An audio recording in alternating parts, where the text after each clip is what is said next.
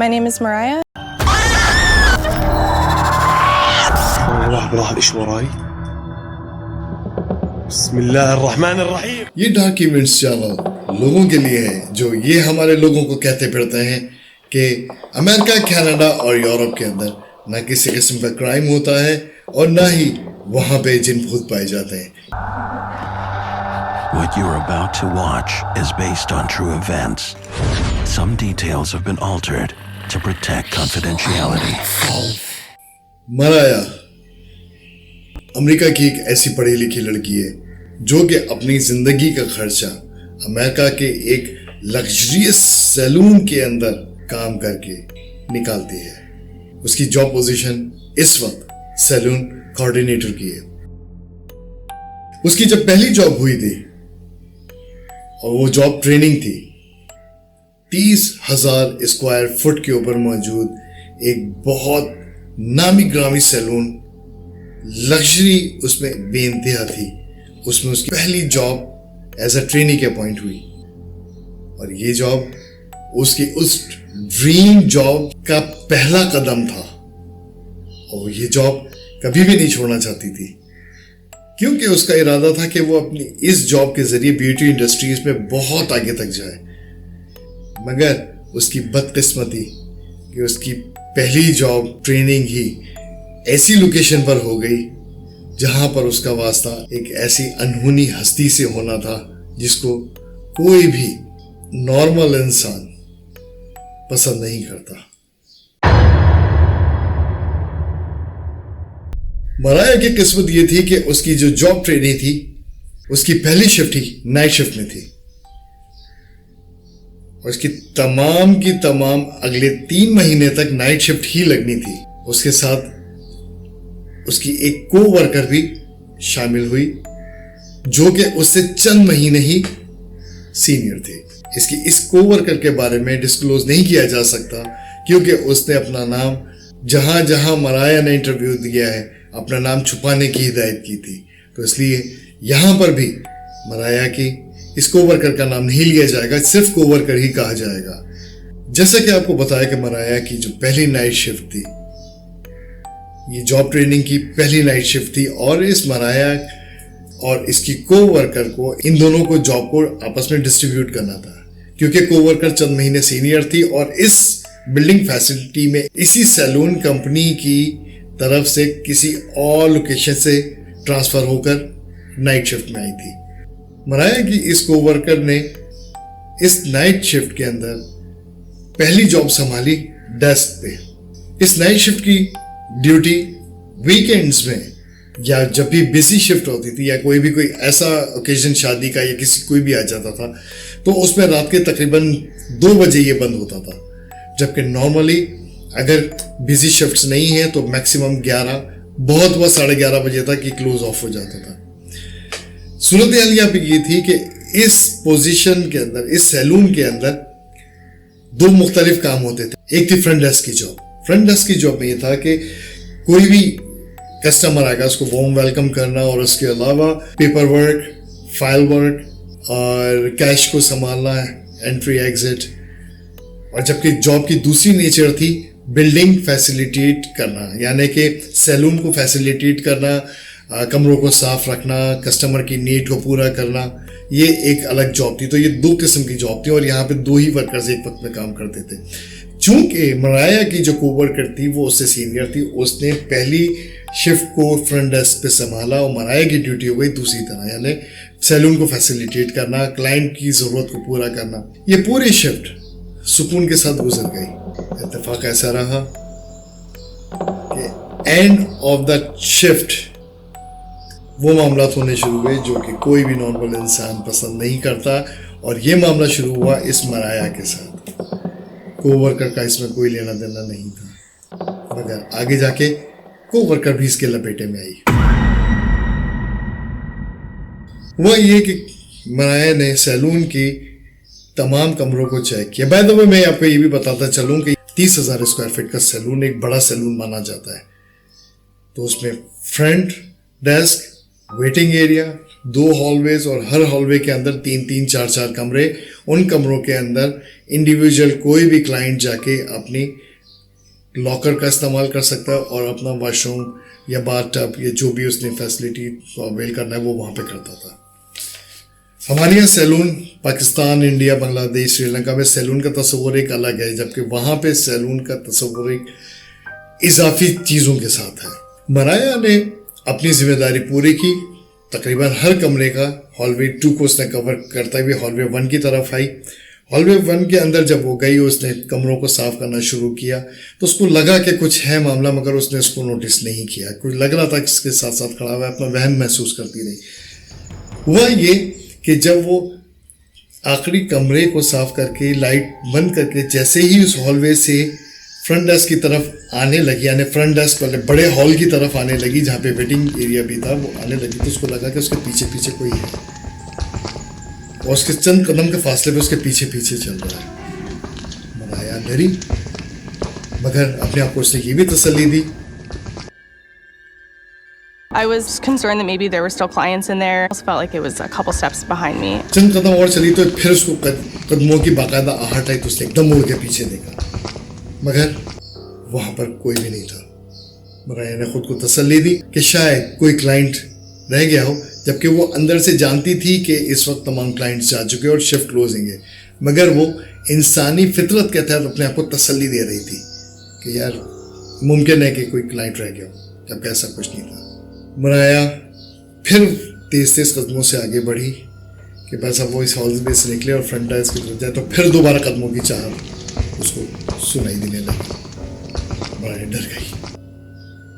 पहली ही रात वो खौफजदा हो गई, मगर क्योंकि ये इसकी ड्रीम जॉब का एक पहला कदम था, उसने फ्रंट डेस्क पे आके अपनी कोवर्कर से इसके बारे में कोई बात नहीं की, बल्कि उन्होंने अपनी शिफ्ट ख़त्म की और दोनों अपने अपने घर चले गए। अगली शाम जब उसकी शिफ्ट शुरू हुई तो उसको शिफ्ट के शुरू से ही लगा कि कोई उसके साथ साथ आगे पीछे है।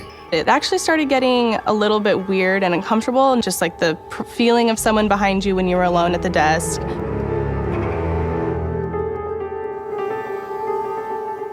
मगर वो अपना उसको वहम समझ के टालती रही। शिफ्ट गुजर गई, रात काफी ज्यादा हो गई। अभी भी इनके सैलून बंद होने में थोड़ा सा वक्त बाकी था। फिर दोबारा अनहोने वाकयात होना शुरू हो गए।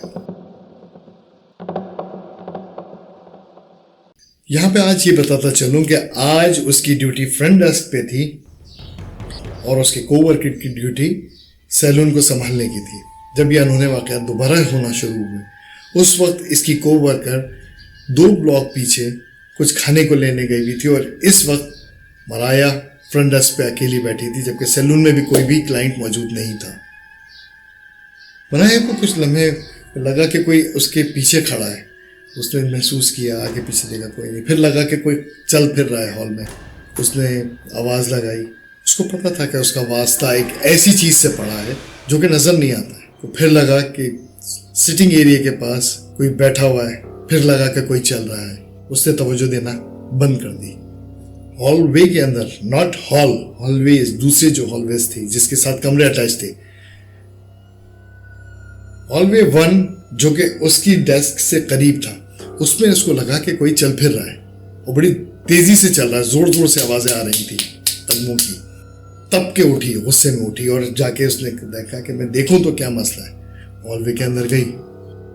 काम करते करते वो उठी थी तो उसके हाथ में 1-2 फाइल्स थी। वो उठी और अंदर गई हॉलवे के अंदर, जाके देखूं तो क्या मसला है यार, कोई दरवाजा है, कोई पंखा खुला है, क्या मसला है। जाके उसने देखा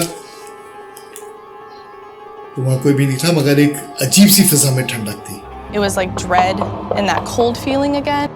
उसने जाके कमरों को चेक किया, तमाम कमरे नॉर्मल हालत में थे, मगर हॉलवे जरा थोड़ा ठंडा था। जैसे ही वो हॉलवे में वापस आने के लिए मुड़ी के अपनी फ्रंट डेस्क की तरफ जाए तो उसको लगा कि फिर पीछे पीछे से कोई चल रहा है और इस दफा उसके बहुत करीब से कोई, बहुत करीब, कल के मुकाबले में बहुत करीब उसके साथ साथ कोई चल रहा है। I hear footsteps behind me. डर गई, घबरा गई। जितनी इसने हिम्मत जमा की थी, जो अपने आप को तसल्ली दे रही थी, वो सारी उसकी तसल्ली हवा हो गई। तेज तेज कदमों से वो आने की कोशिश करने लगी, तो उसको बिल्कुल लगा कि साथ ही उसके कोई खड़ा हो गया कि रुकी। उसने पीछे देखा, उसको ऐसा लगा जैसे किसी ने उसको छुआ है। वो वहीं पे ही जो उसके हाथ में था वो वहां पे फेंक के वो वहां से भागी है।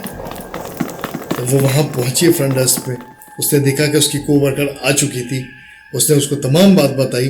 वो कोवर्कर भी इस जगह पे नई ट्रांसफर होकर आई थी, उसका भी आज दूसरा ही दिन था, तो इसलिए उसने उसके साथ तफरी लेना शुरू की, उसका मजाक उड़ाने लगी। लेकिन मराया ऐसा कुछ भी नहीं है, तुम भूतों से खामखा ही डर रही हो। उसको तसल्ली दी, पानी वानी पिलाया। उसके बाद मराया को कहा कि चलो आओ मेरे साथ चल के देखते हैं। वो हॉलवे में गई, सब कुछ नॉर्मल। फाइलें उठाई ज़मीन से। फाइलें उठाने के बाद कमरे में गए, हर कमरे को दोबारा चेक किया, जो जो काम रह गए थे उनको निपटाया। उसके बाद ये वापस आने लगे। इस तमाम अरसे में कोवर्कर मराया के साथ तफरी लेती रही, उसका मजाक उड़ाती रही कि भाई ऐसे कैसे, ये तुम भी घोस्ट पे बिलीव करती हो, तुम भी इस तरह। बहरहाल जैसे ये आने लगे लाइटें बंद करके, तो जो सबसे कोने का कमरा था वो अचानक खुद ब खुद खुला, लाइट भी खुल गई उसकी। दोनों हॉलवे में रुक के पीछे पलट के देखने लगी कि ये क्या सीन है। मराया को तो पता था, वो एक एक्सपीरियंस से गुजर चुकी थी, जबकि कोवर्कर ने ये आज देखा कि ये क्या हो रहा है। दरवाजा खुला, फिर दोनों चीखती चिल्लाती भागी, और सबसे आगे भागने वाली थी उसकी वही कोवर्कर जो थोड़ी देर पहले मराया से तफरी ले रही थी। दोनों हाथी कांपती हुई फ्रंट डेस्क पे आई। उन्होंने फौरन ऑनर को कॉल मिलाई और सैलून ऑनर को बताया कि भाई ये सूरत हाल है। सैलून ऑनर ही उस अपने तमाम सैलून्स को मैनेज करती थी, उसी को ही सब जितनी भी इनकी ब्रांचेस थी, तमाम फ्रंट डेस्क उसी को डायरेक्ट रब्ता करके मुश्किल डिस्कस करते थे। इन्होंने फ़ोन करके बताया, तमाम सिचुएशन बताई कि भाई ये सूरत हाल है, अब क्या करें, क्या हम बंद करके आ जाएं। तो सैलून ऑनर का मैनेजर ने कहा कि नहीं रुको, एक और क्लाइंट आने वाला है, और ये क्या तुम बकवास कर रही हो, ऐसा कुछ नहीं है, वहाँ सुकून से बैठो। मजबूरी थी, एंड ऑफ द डे पे चेक था, और आगे लाइफ में वो ड्रीम जॉब की कनेक्टिविटी थी, नहीं छोड़ सकते थे, जॉब रिज्यूम को ख़राब नहीं कर सकते थे, इसलिए मजबूरी रुकना पड़ा। दोनों मजबूरी में वहाँ बैठे रहे और अपनी आखिरी क्लाइंट के आने का इंतज़ार करने लगे, जिसको ऑनर ने कहा था कि वो थोड़ी देर में आने वाली है, मेरी अजीज़ है, उसको बेहतरीन फैसिलिटीज़ दो। इंतज़ार करते रहे। कोवर्कर ज़रा सी देर के लिए रेस्ट रूम गई। मराया को फिर लगा कि फिर कोई एक्टिविटी आसपास हो रही है, इग्नोर करती रही। उसको लगा कि किसी ने कागज़ फेंके, बंच फेंका है, कागज उड़ाए। आगे पीछे देखा, कुछ भी नजर नहीं आया। खड़ी हुई आए, देखा, नजर नहीं आया। डेस्क से बाहर आके जब उसने देखा तो वो फाइलें जो कि पीछे ड्रॉअर में रखी हुई थी नीचे की तरफ, वो फाइलें नीचे बिखरी हुई थी फ्रंट डेस्क के आगे। परेशान हुई, समेटा। जैसी समेट के खड़ी हुई तो पीछे फ्रंट डेस्क पे ऊपर की तरफ वाली अलमारी में रखी हुई फाइलें धड़ाधड़ किसी ने फेंकना शुरू की।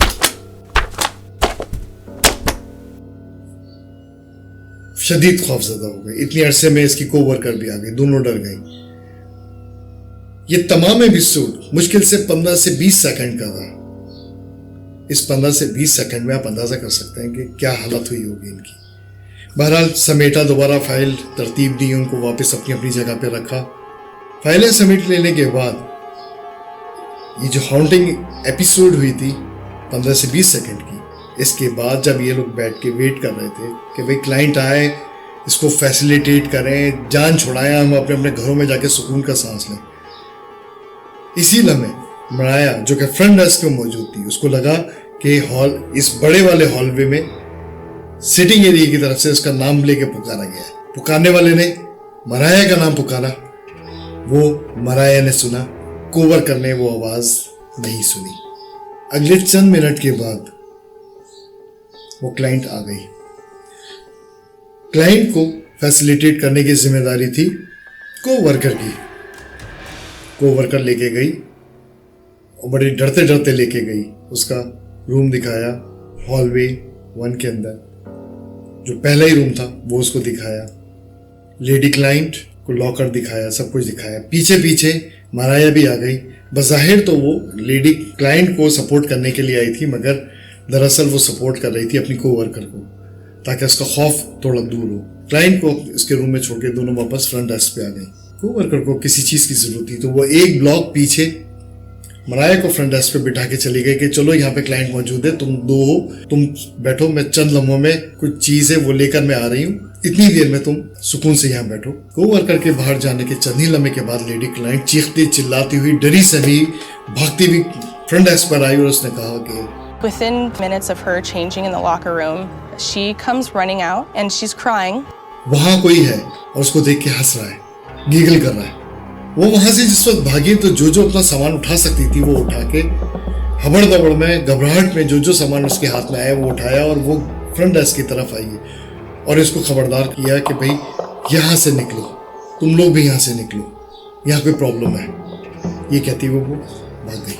मराया गुस्से और नर्वसनेस के बीच में अपनी ड्रीम जॉब को शेक होते हुए देख रही थी। वो इस मसले का हल करना चाहती थी मगर उसकी समझ में नहीं आ रहा था, क्योंकि उसका पाला एक ऐसी अनहोनी चीज से पड़ गया था जो सामने नजर नहीं आ रही थी मगर तंग कर रही थी। वो गुस्से में उठी और इसी कैफियत के अंदर वो उसने जाके इस रूम को चेक किया, इन्वेस्टिगेट किया कि देखूं तो क्या मसला है। वो जब कमरे में गई उसने देखा कि एक आध चीज उस लेडी क्लाइंट की पड़ी हुई है। लॉकर रूम के सामने ही टेबल के ऊपर वो चीजें रखी हुई थी और साथ उस कमरे के जो वॉशरूम का दरवाजा वो खुला हुआ है और उस वॉशरूम का खुले हुए दरवाजे से जो बाथ टब है उसका कर्टन पूरा ढका हुआ है और कर्टन के पीछे पानी गिरने की आवाज आ रही है और कोई नहा रहा है। एक ही लम्हे के लिए उसको फिर लगा कि कोई उसके पीछे खड़ा हुआ है। उसने पलट के देखा तो कोई भी नहीं था। उसकी छठी कह रही थी कि यहाँ से निकलो, यहाँ कोई प्रॉब्लम है। एंड ऑफ द मंथ उसका पे चेक था और इस पूरी लाइफ का उसका सपना स्टेक पे लगा हुआ था। उसकी ड्रीम जॉब उसकी स्टेक पे थी। वो नहीं चाहती थी कि भी किसी भी तरह इस मामले को करे। उसने कोशिश की, हिम्मत जमा की, आगे बढ़ी, बाथरूम के अंदर थोड़ा सा दाखिल हुई, झटके से कर्टन हटाया। ना शावर ऑन था ना कोई उसके पीछे था। खौफजदा हुई। इसी लम्हे उसकी कोवर्कर उसके पीछे आ गई। उसने इसके कंधे पे हाथ रखा तो डर गई। उसको लगा कि फिर कोई आ गया है, जबकि वो कोई भी नहीं था, उसकी कोवर्कर थी। उसने वहीं पे खड़े खड़े तमाम वाक़या बताया कोवर्कर को कि भाई ये सूरत हाल हुई, क्लाइंट इस तरह भाग गई, ये कहते हुए भागी, अब क्या किया जाए। मराया और उसके साथी दोनों बहुत खौफजदा हुई थी।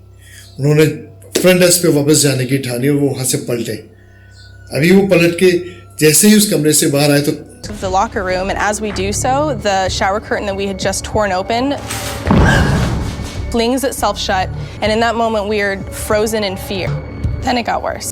लाइटें जलबुझ होना शुरू हो गई। और अमूमन ये होता है जहाँ पे जिन्नात की मौजूदगी होती है और वो चाहते हैं कि वो आपको डराएं। जैसे दरवाजे पे पहुंचे वो कर्टन जो मराया ने खोला था वो ठक करके वापस दोबारा बंद हो गया और फिर पानी गिरने की आवाज आने लगी और फिर पीछे एक साया नजर आने लगा। शदीद खौफजदा हुई। फ्रंट डेस्क की तरफ भागने की कोशिश की इन्होंने, दरवाजे के बाहर पहुंच गई मगर वहां पे इन दोनों के कदम जाम हो गए। चाहते हुए भी कदम नहीं उठा पा रहे थे ये दोनों। भागना चाह रहे थे, नहीं हो पा रहा था। और ऐसा अमूमन होता है। यही वो लम्हा था जब फिर इनको लगा कि इनके पीछे कोई है। भागना चाह रहे थे मगर भाग नहीं पा रहे थे। इसी लम्हे इन दोनों को आवाज आई जैसे मराया को किसी ने आवाज दी। पलट के देखा, चंद कदम के फासले पे एक छोटी सी लड़की खौफनाक सी शक्ल की वहां पर खड़ी थी। जी हाँ, एक खौफनाक सी शक्ल की एक लड़की वहां पर खड़ी थी जो कि फिजिकल नहीं थी, उसके आर पार देखा जा सकता था। इन दोनों ने उस लड़की को देखा और चीखें मारने लगी कि किधर फंस गए। चीखने चिल्लाने लगी, भाग सकते नहीं थे। मुंह पे हाथ रखा और वहीं पे बैठ गए। वहां पे मुंह नीचे करके चीखती नहीं है जब ये दोनों बैठी हुई थी तो कोवर्कर को लगा कि वो भाग सकती है, तो वो उठी और वो वहां से सबसे पहले भागी। जैसे ही वो मुश्किल से दरवाजे तक पहुंची, मराया के कान में ऐसी आवाज आई जैसे 2 इंच दूर किसी ने उसका नाम दोबारा पुकारा है, मराया। मराया ने पलट के देखा, वो लड़की ऐसे खड़ी थी। मराया की जो चीखें निकली हैं उस वक्त, मराया खुद कहती है कि इससे ज्यादा खौफनाक मंजर मैंने अपनी जिंदगी में नहीं देखा। मराया के कदम भी वापस आ चुके थे, मगर उसकी खड़े होने की हिम्मत नहीं हो रही थी। हुआ ये कि फिर उसने अपने आप को पीछे घसीटना शुरू किया। वो अपने आप को पीछे घसीटती रही उस जिन्नात बच्ची से बचने के लिए, तो वो उसके साथ साथ चलने लगी। वो चीखें मारती हुई जैसे तैसे उठी और वो उठ के वहां से भागी है। तो सारा सामान वहीं डेस्क पे छोड़ा। कोवर्कर तो पहले ही सैलून छोड़ के भाग चुकी थी। वो सीधी अपनी गाड़ी की तरफ भागी है। मेन रोड का उनका ऑफिस था, सैलून था, मेन रोड पे इसकी गाड़ी पार्क थी। गाड़ी उसने अपनी खड़ी की है और वो जैसी गाड़ी से सैलून के सामने से गुजर रही थी, वो सैलून ऐसे ही छोड़ चल गई। उसने देखा कि वो लड़की, वो बच्ची, वो जिन्नात बच्ची, वो आप जिसको चाहे आत्मा कह लें, रूह कह लें, वो बच्ची सैलून के शीशे के पीछे इस तरह चिपकी हुई उसको गाड़ी से नजरों से नजरें मिलाए उसको यूं देखती रही। इस तरह निकली। मराया के बिल्कुल वो आंखों की तेजी, वो मैं कभी नहीं भूल सकती। उस रात के बाद, उस क्लाइंट की गवाही के बाद इन दोनों ने इस जगह कभी काम नहीं किया। मराया फिर इस स्पॉट पे नहीं रुकी। मराया की स्टोरी आज यहां पर फिनिश होती है।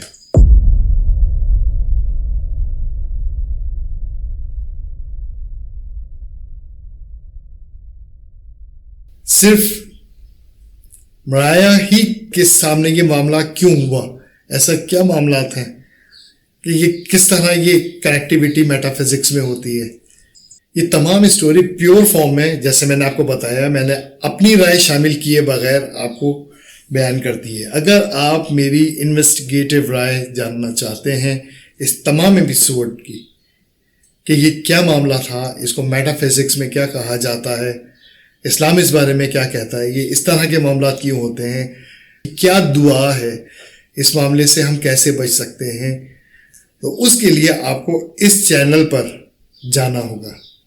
इस चैनल पर आपको स्ट्रेंज, डार्क और मिस्टीरियस स्टोरीज जो कि सच्ची कहानियां हैं दुनिया के फर्स्ट वर्ल्ड कंट्रीज से उठाकर मैं लेकर आऊंगा, जो कि आपको आपकी अपनी जुबान में मिलेंगी, वो भी सबूतों के साथ। आप मुझे ये बताइएगा कि ये स्टोरी आपको कैसी लगी। अगर ये स्टोरी आपको पसंद आई है तो सपोर्ट करने के लिए चैनल को सब्सक्राइब जरूर कीजिएगा, और अगर पसंद आई ये स्टोरी तो ईमानदारी के साथ प्लीज लाइक का बटन जरूर दबाइएगा, और कमेंट्स में ये भी बताइएगा कि आपको ये स्टोरी कैसी लगी। बेल का बटन भी दबाना ना भूलिएगा ताकि ये अगली स्टोरी आप तक खुद ब खुद पहुंच सके, आपको उसको ढूंढने की जरूरत ना महसूस हो। मेरा नाम सलमान दुरानी है और मैं कैनेडियन लॉ एनफोर्समेंट का साबिक ऑपरेशंस मैनेजर हूं। इंशाल्लाह नेक्स्ट एपिसोड में दोबारा आपसे एक नई स्टोरी के साथ मिलेंगे इंशाल्लाह। अगर ये आपको पसंद आई ये स्टोरी तो काइंडली सपोर्ट के लिए लाइक, सब्सक्राइब और बेल का बटन जरूर दबा दें ताकि अगली वीडियो खुद ढूंढकर आपके सामने आ जाए। मेरी पर्सनल इन्वेस्टिगेटिव राय आपको जाननी है तो आपको डिस्क्रिप्शन के अंदर दिए हुए लिंक के अंदर क्लिक करना पड़ेगा, या फिर जो इस वीडियो के कमेंट्स के अंदर top of the pin comment होगा वो मेरी इन्वेस्टिगेटिव ओपिनियन की तरफ आपको ले जाएगा, जहां पर आपको इस अनहोने मामला को समझने में मदद मिलेगी। अपना बहुत ख्याल रखिएगा। Thank you for watching. मेरा नाम सलमान दुरानी है। Subscribe now to Dark Events and tap the notification bell to never miss an enthralling episode. Share your thoughts, theories, and discoveries in the comments section, and let's embark on a collective quest for truth.